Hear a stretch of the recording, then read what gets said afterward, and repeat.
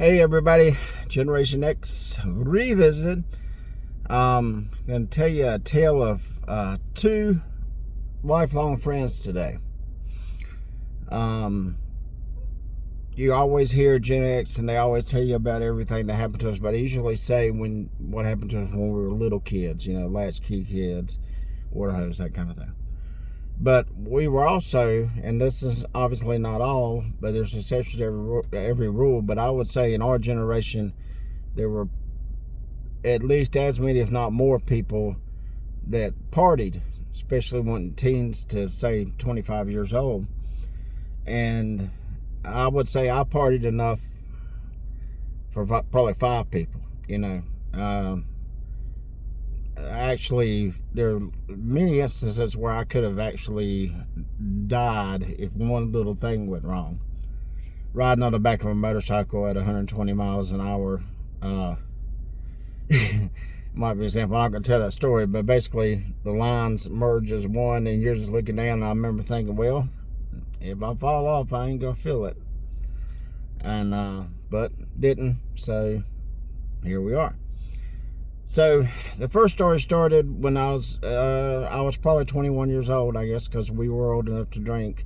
Me and I'm going to use different names so that we're not outing anybody or whatever. So we'll go with Cam. Me and Cam had a mutual friend who has since passed away, sadly, and we were basically 3 legs of the tripod. We partied together. The other friend didn't get into much. He might smoke a little weed and he would maybe drink, but he was really not a partier from that aspect. But me and Cam, basically when we hit 21, for some reason I had just played pool at somebody's house in the basement, and considering I'd barely played, I felt I did pretty well, and we were talking about it. So we decided to go to a pool hall, and there was a little pool hall down near the college, and it was a really old place, but it was massive. And basically my routine for about 2 years was I would drive to his house, and then one of us would drive from there to the pool hall, probably 2 miles away, something like that. And before we would arrive, we would always get a pint of Canadian Mist, because it was cheap. It was like $4.30 a bottle, I think, for a pint. And we'd get a big gulp, and we would pour half of it in one cup and half of it in another. We would drink that, and then we would go upstairs and play pool, because I did not drink beer, but I drank liquor. And the pool hall only sold beer. So we would do that. We'd go up and play a couple hours every single night. Then we would go across the street to the pizza place, and I could get a Long Island iced tea there, so I would go over there and we'd drink. Then we'd go back and sometimes play a little more, sometimes not. And then we'd close the place down, go home, rinse and repeat for 2 years. We didn't miss very many nights. And we actually got to be pretty good players. I ended up playing a guy in a match once, and he beat me 4 games to 2 after I had made a mistake. It should have made it 3-3. The following weekend, that guy was in a tournament with Mizrak and all the pros. People from the movie Color of Money were there, Keith McCready, and he made it to the round of 16 before he lost. So that can give you an idea. But we would do all this, and then basically, whenever that was over, I don't remember why we had stopped or what was going on that was different. I probably moved, I'm guessing. But a couple of years went by, maybe a year and a half, and we really hadn't seen each other. And I moved in with another friend who's the second friend of this story. And we got an apartment at a place, and when I pulled in the first night, I looked across the street, and there's my other friend's truck. And I'm like, oh, hell, my buddy lives here too. So I left a note on his truck, but it got wet. Apparently, he couldn't read it and didn't know what was going on. But it turns out we were neighbors. So then, obviously we start hanging out and partying again. We played pool, but not as much, because we were 21 now. We could go to, we were 21 then, but we were more into clubs. We'd been introduced to what it's like to go to a nightclub. And So one night, actually, I'm going to give you a story from before this. One night before we were 21, I knew somebody whose brother had just gotten arrested with a truck driver who was they're arrested for 67 pounds of the green stuff, and that just kind of amazed me. And the story was, well, he just drives to help him out, blah blah blah, whatever. He went to jail for a little bit. No harm, no foul. He turned out fine. But the thing about it is oddly enough, a couple weeks later, you couldn't find anything green to smoke. Every person I knew, I probably knew 4 or 5 go-to people that were pretty reliable. Nobody had anything. It turns out that apparently that truck supplied the whole town, if not county. So we're looking and there's nothing anywhere, and we just wanted to smoke some. And so we're driving around all night long from place to place, everybody we know. We end up in a different pool hall, and we walk in there, and there's this little short dude with lots of hair. He kind of reminds me of one of the cartoon characters on Laugh Olympics back in the day. Very hairy, very tiny man. But he was cool, it seemed like it. And so the two of them are in the pool hall playing, and I think there were 2 girls with them or something. I think they were younger than we were. But he said he had a dime bag. So we went out to the car, and we got it from him, shared it with him. And then we were like, what are we going to do? And we decided to flip a coin. And if it was heads, we were going to go to where I grew up to go look at an old Indian burial ground. And if it wasn't, we were going to go to the beach. Go to Myrtle Beach just for the hell of it. And it turned out that we just decided, let's just go see the burial ground, because it's like 50 miles away instead of, a couple of hundred or whatever it was. And so we're rolling and we're smoking and we're doing our thing, and we're getting out to there. And each time we'd finish, we would usually collect them and save them. If there were any roaches or anything, we just got rid of them. And I don't know why. We normally wouldn't do that. But jokingly, I went down there. I said, wouldn't it be funny if we got down here? Because I grew up in the town we're talking about. Wouldn't it be funny if we got up here and the guy knew us? The guy remembered me, remembered my family, and they let us go. Just, messing around, goofing off. Well, we come down and we get in town. I'm like, turn right here. I'll show you the house I grew up in. And he went down and he pulled in the drive. There were no cars there. I don't even know if anybody still lived there. The house was very old when we lived in it as a kid. So I don't even know if it was livable. I assume it was. The guy that had it did his best to keep it up. So we pulled in the driveway, and the driveway is connected to a church. So we basically just turned and right around. When we came out halfway through the church parking lot, a policeman drove by. So my buddy gets there, and Cam's like, I'm going to go this way. And I'm like, if you go that way, he's going to circle around and he's going to meet you at another stop sign. I said, go this way. So he went that way, and he did circle around, but he circled around the opposite way of what I said. So I led him right to him. We came to a stop sign just like that. And we haven't done anything wrong. As far as he knows, we're just a car, but we're a car in a town of 1,000 people at 1, 2 o'clock in the morning. It's freezing cold out, and obviously he's going to be curious. So he starts pulling out, and I told him, I said, now the city limits is about a half mile down here, so if he's going to pull you, he's going to do it before he gets to that city limit sign. And sure enough, just like I said, the lights come on, he pulls us over. But remember, we've gotten outside of the city limits. Now, the reason that's important is because if I'm not mistaken, he can pull us, but I don't think he can charge us outside of there. I think he would have to have a sheriff come out and have the sheriff do it for him. I'm not sure how it works, but he pulls us over and he's like, what y'all been drinking tonight? And Cam's like, Nothing. We hadn't had anything to drink. What you been smoking? And we haven't been smoking anything. And that's another thing. If you're ever pulled for a DUI, if they ask you what you had, don't say one beer, officer, because what you're doing there is you're giving them probable cause to pull you out and give you a test. Say nothing. If you turn out you're wrong, then you're a liar. They expect you to lie to them. Everybody does. So we're sitting there, and I've got the stuff in my pocket, and I'm in the passenger seat. And the cop basically, and I don't think this was illegal, but he said, I'm going to search. Now, my buddy's getting a little pissed, and I think he's been a little bit aggressive with his words to the cop. But he asked me to step outside, and everything in me, I was like, I need to stash this under the seat. But I'm like, he's going to search this car, and if I stick it down in the seat, he's going to find it. And at that point, I decided if he goes in my pockets and finds it, I'll just take the rap for it. It wouldn't be the first time. I had a buddy that was back from the Army, and he had bought 2 beers and had in the back seat, and I took the hit for that because I figured he'd get in more trouble than I would.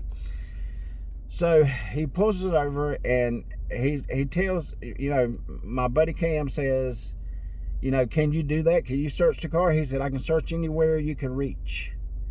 And I've never heard of that one. I would have to say that's probably false. he probably believed it's true, or he was just lying. It doesn't matter. So he's in there and he's searching. I know it's okay because I know it's in my pocket. I'm just thinking, well, what do? I don't want to dump it right there on the ground because obviously it's on the ground. Who else would it be? We're sitting at a steak restaurant, or what used to be a steak restaurant. I don't know if it was at the time or not. So the neighboring town's like a couple of miles away. The cop from the other town comes up and meets him, and he's standing over beside me, and I mean, it is freezing cold. It's like 10 degrees. I'm literally shaking from the cold. I'm just like, and so the guy's standing there, and he starts talking to me, and I'm like, well, let's take a shot. So my daddy was a football coach. So I asked him, I'm like, so how'd the team do this year? And he said, what? I said, the football team at high school. He said, oh, not bad, about 7-4 and everything. I said, really? I said, my daddy used to coach them. He said, what's your name? I said, Jay. He said, what's your daddy's name? I said, Jay. He said, well, God dang, And he was like, how's your sisters doing? And I'm like, they're good. They're all out of college and married and doing their thing and blah, blah, blah, blah, blah, blah. And he was just like, he said, is my buddy giving you a hard time? I said, yeah, man, it's getting a little chilly out. And he walked over, pulled the other cop aside, talked to him for a second, came back, said, yeah, y'all just have a good night, and you come back down here and see us. I'd love to see you. And it turns out that the guy had gone to school with all my sisters. I have 3 older sisters, 2 of them are twins, and he knew all of them. He knew the whole family very well. And he let us go. And then we were like, I can't believe, we were just talking about that happening, and then it happened. So we have experiences like that. And I'll give you one more experience just so you can kind of see the foundation for this friendship and some of the stuff we went through that was so incredible or unbelievable. But I'm going to get to that after the next story. So about the time I had come home and seen that he was my neighbor, I was working as the manager of a strip club. And it wasn't a huge place. It was a small place, but it was a classy place. Never any more than, say, 10 girls there at a time or whatever. And then I ran the front door, but I was the manager. Now, when you're the manager of a club like that, guys that go to clubs like that, they want to be your friend. They will do anything for you because they want to hang out with you because they assume that you have your way and whatever. And there were perks, but it wasn't to the extent they thought. So occasionally when we were closed down, especially on a weeknight, because we were working 70 hours a week. We'd go to 4 in the afternoon, sometimes not leave to 4 in the morning or 5 in the morning. And then after a 12-hour shift, you got to clean up and blah, blah, blah. Usually I would try to pay somebody else to do it. And if they didn't want to do that, then we just let it go till the next day and cleaned up before we opened or whatever. But we decided on some of these nights that we were going to stay afterwards and party because we didn't get to go anywhere because we worked every day but Sunday. And so there was a bar in the back that would belong to someone else. So I would get on the phone and I would say, hey man, I need Long Island iced teas. And the little plastic canisters they would use for like sour mix, orange juice, stuff to mix drinks, he would take one of those, or usually like 2 of those, fill them up with Long Island iced tea and squirrel on probably about 3 or 4 Long Island iced teas total. And you know, and I would drink them. When we were open, we would take turns running back there and get a drink and then running back. So we were drinking every day while we were working. The owners were never there. He had some problems messing around with the girls, and the wife didn't want him in there. So therefore, I was in charge, and I only saw them in the parking lot. So we decided, you know, on some nights that we were going to stay and we were going to party. You know, we're going to have some fun, blow some steam off after work. So we'd lock the doors, and, you know, most of the lights would be off. We'd leave some neon up and some stuff. You couldn't see anything from the outside because the way the windows were. Obviously, you don't want people peeking in a place like that. So this particular night, there's probably like DJs and all. It's probably like 8 or 9 of us, you know. And some of the others may have gotten beer or whatever beforehand. There maybe weed. There was cocaine. You name it. You know. So I'm standing in there, and one of the dancers that is actually the one that said, "Hey, let's all party tonight." She comes up and she grabs me by the hand and she leads me into the couch room. Now, if you've not been to a club, a couch room is a place where the girl can take you that is more private. Maybe there's 3 or 4 couches and 3 or 4 guys, or maybe it's just one. And a lot of places will put a security guard or bouncer outside, whatever. So she leads me back there, and how do I say it? She wants to kiss my happy place. I don't know how to say it. I don't know what you can say. So this is going on. I'm sitting in the very back couch, and all the lights are off. There's just a little bit of light, but you can only see shadows of people. You can't see anybody. So my other buddy comes walking into the room while this is going on, sits down on a couch about 15, 16 feet away, and I can't see his facial expression or anything. I know who it is because he's a big guy, but I can see him sitting there, and I look, and I'm like, what in the world is he doing? But I'm not going to find out because I'm in the middle of something, and I don't care why. I don't care if he's sitting there with binoculars. Until it's done, I ain't going to find out.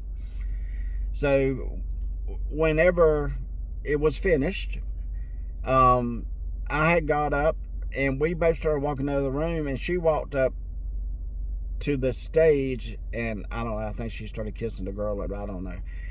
But I pulled him aside, and I'm like, dude, what the hell are you doing walking in on me in the middle of that and sitting there and staring at me? He said, you damned idiot. I'm like, what? You damned idiot. I'm like, what did I do? He's like, I was trying to tell you not to kiss her because she just finished doing me. And I was like, okay, that's a pretty valid reason. Okay, I gave him the pass. So you go through things like that. You know, things can be traumatic and make you bond. You can go to war with somebody and those experiences bond. But memories, when you're partying with somebody and things you're doing that are outrageous and crazy and everything, and obviously I grew out of all that and stopped. So that was another experience from my second friend. So at some point, I got tired of this lifestyle. I got tired of all that. And me and my first friend, Cam, we're sitting in his apartment doing whatever late at night. And some preacher or something came on TV and said, you can't say you're from somewhere if you've never been anywhere.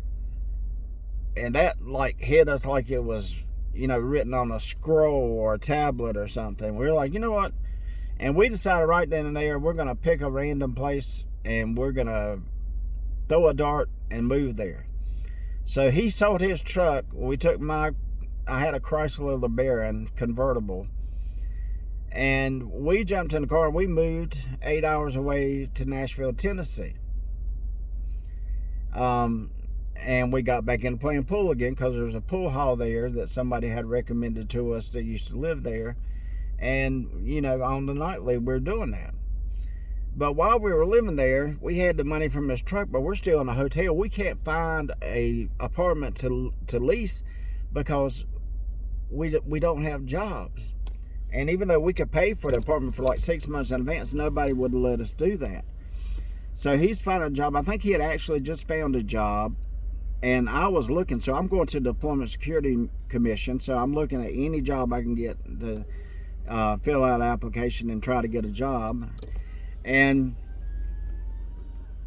the guy that works there says, well, we don't really have anything, but there is a lawyer that works down here up the road, and I can give you his address. And he is very good about helping people find work. And I thought, okay, that's a little odd, but all right, no problem, give me the address. So we go down, park in the parking lot. We walk inside. We're sitting across the desk from this lawyer. He looks like he's probably 60 years old, balding on top, gray hair, kind of poofed out like Einstein.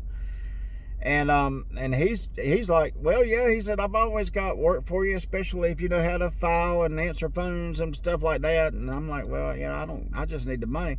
He's like, as a matter of fact, I got a room for rent back here if y'all want to stay there. And I'm like, oh my God, I'm going to get a job and we're going to have a place to live and not have to pay, however much the hotel was then, probably about $50. I don't know.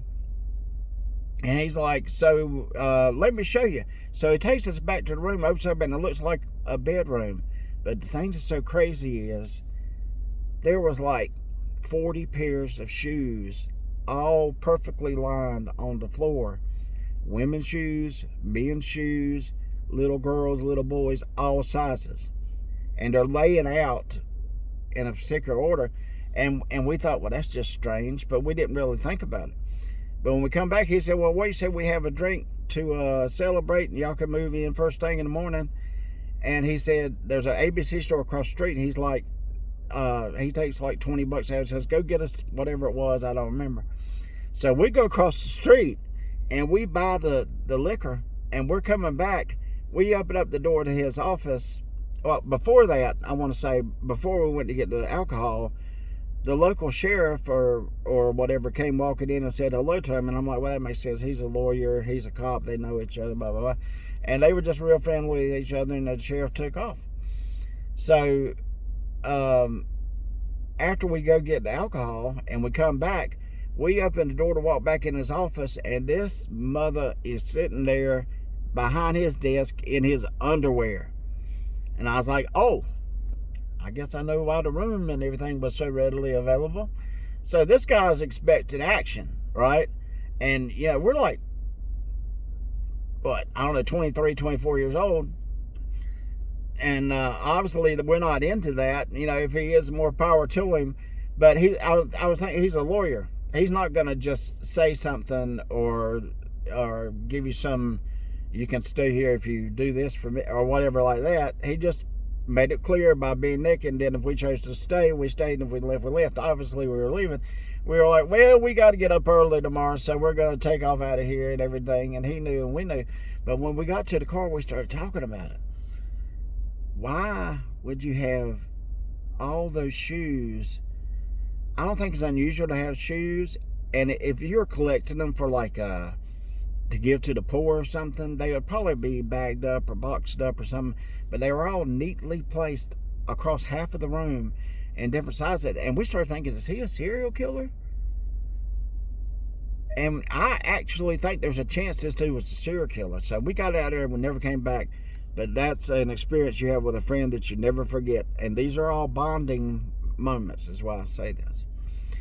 So between the two, both of them have the same politics, which is opposite of mine. Now, the guy that came in and told me, don't kiss her, to this day is my best friend. I trust him with anything. If somebody were attacking me, he would be right there beside me. I have no doubts. Total trust. Total friendship. I ain't worried about it. Now, basically, so we're on the other side, and we've talked about it, but then we just hit a certain point and we just back down and stop, because we both realize that losing a friendship in all those years, that in all those experiences we had, throwing all that away over a politician, I don't care who it is, it just doesn't make sense. So we didn't argue, and we just respected each other's feelings. We both think the other one's wrong, and I'm sure one of us is. He thinks I'm wrong, I think he's wrong, but we don't get into that.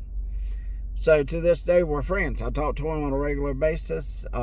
He's does a lot of things that are helpful if I need it, and we're good friends. Now the other guy, we're good friends too. Mr. Find a Shoe in a Naked Guy's Office. God, it is a story, isn't it? But he did not stop. It was more important. I can't imagine going back when I was standing there playing pool with him all those years ago, that one day that he's going to be upset and not talk to me because of a politician. He at the time, I'd be surprised if he knew anything more than who the president was. I don't, And then he grows up, he has a kid, and all of a sudden he's just furiously going to say, and he's telling me, and stuff that, being a liberal, you can't get away with saying, well, a gay couple shouldn't adopt because they'll teach them to be gay. And I'm like, you don't teach people to be gay. I can show you scientific studies. And I would send him to Leaks. Read it. Tens of thousands of people have been studied. It's not a choice.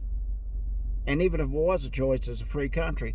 But instead, he decides to tell me that I'm an effing idiot, and that I don't know what the hell I'm doing, and I'm the problem with all this. So I had to block him, because I'm not going to sit there and be talked to that way.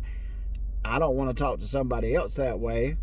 Kind of the same thing as I decided not to be the keyboard warrior anymore, as we talked about. I decided I didn't want to do that. But he took it so far and too far. And his own sister, can't believe some of the things that he believes that are just anti-science or crazy backwards. But the difference is you got two what I thought were lifelong friends. You got one who respects the relationship more than a passing politician, and you got one who respects the politician more than his lifelong friend. So it's sad. It's sad. I mean, I hate it. I'd love to hang out with him today. But, I guess that's where the final line is, to decide who your friends are. So if you got any close, good, lifelong friends, don't talk politics with them. It'll bite you in the ass. Have a good one.